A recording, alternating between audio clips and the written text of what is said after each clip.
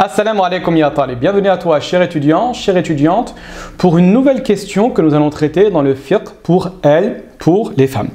Alors aujourd'hui, vous allez voir que c'est une question très récurrente qui revient concernant les menstrues, à savoir quel est le statut des taches jaunâtres et brunâtres qu'on retrouve lors ou avant et après les menstrues. Ce qu'on appelle en arabe le qudra wa as-sufra. Vous allez voir que sur cette question, il existe une très petite polémique entre d'un côté l'avis de la majorité et d'un autre côté l'avis des savants malikites. Aujourd'hui, nous allons présenter l'avis de la majorité sur la manière de considérer ces taches. Est-ce qu'elles sont considérées comme des menstrues ?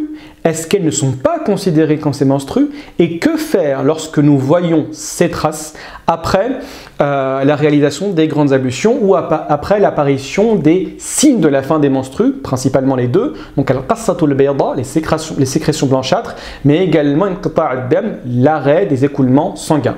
On va également s'intéresser à la question des filaments sanguins, des petites traces de sang que l'on voit après la réalisation des grandes ablutions. Très bien. Alors là, vous avez le statut des taches jaunâtres et brunâtres concernant les trois possibilités. Donc avant les menstrues, pendant les menstrues et après les menstrues.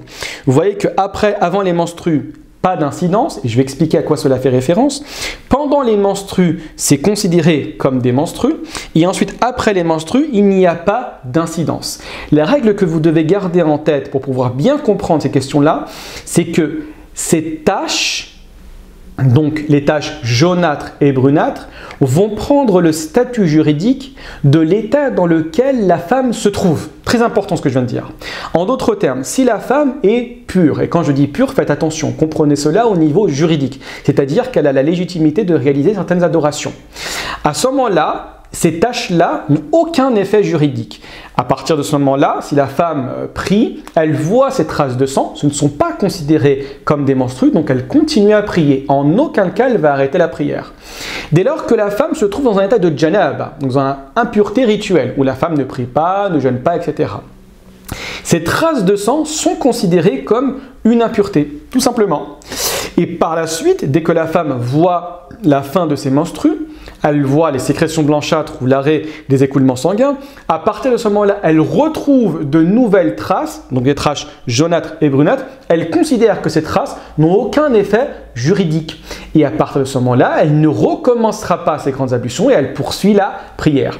Alors pour être plus précis, vous avez en face de vous un schéma qui va expliquer cela. Regardez bien. Dans ce cas de figure que vous voyez ici, la femme est pure. Donc on va dire pendant 11 jours. Donc pureté avant les menstrues. Si la femme, durant ce moment-là, voit une tache jaunâtre ou brunâtre, ça n'a aucun effet juridique. Qu'est-ce qu'elle fait? Elle continue à prier, elle continue à jeûner, elle est dans une pureté rituelle. D'accord? Par la suite, elle rentre ici, dans son cycle menstruel, apparition des menstrues.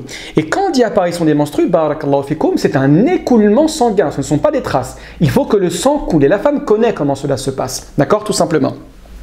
Donc ça a une durée de 7 jours. À ce moment-là, toutes les taches jaunâtres et brunâtres sont considérées comme des menstrues. D'accord? À la fin de son cycle menstruel, elle se rend compte qu'à ce niveau-là, le 8e jour, elle va retrouver des sécrétions blanchâtres, il n'y a plus de sang qui coule. Très bien. Le lendemain, elle se rend compte que elle va retrouver de nouvelles traces jaunâtres et brunâtres. Qu'est-ce qu'elle va faire?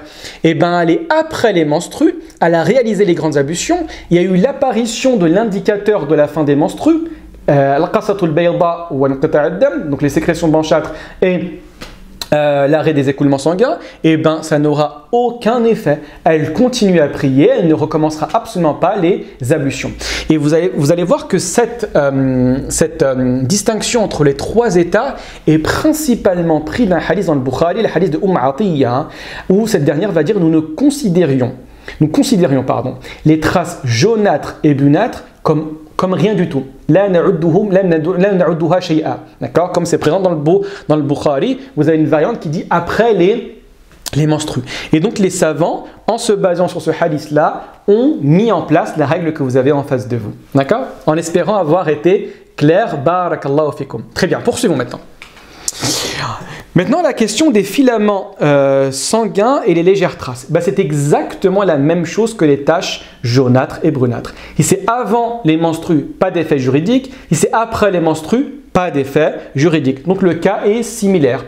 Une femme qui va faire ses grandes ablutions parce qu'elle a vu des sécrétions blanchâtres, 1 ou 2 jours après, elle voit quelques filaments sanguins, des espèces de traits comme ça. Elle n'a pas recommencé les grandes ablutions, elle n'arrête pas la prière, elle poursuit. Elle va simplement se purifier et elle va continuer à prier. Également, dernière question qui est très récurrente, la question des pertes blanches.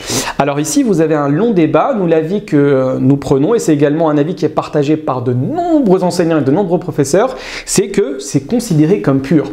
Donc en d'autres termes, pas de nécessité de les laver. Dès que la personne va voir cela, par exemple sur ses sous-vêtements, etc., elle n'a pas besoin de laver pour pouvoir prier, par opposition à des sécrétions qui sont liées à une certaine excitation, comme le cas du Madi par exemple, d'accord, le liquide séminal, etc. Là, effectivement, il faut le laver.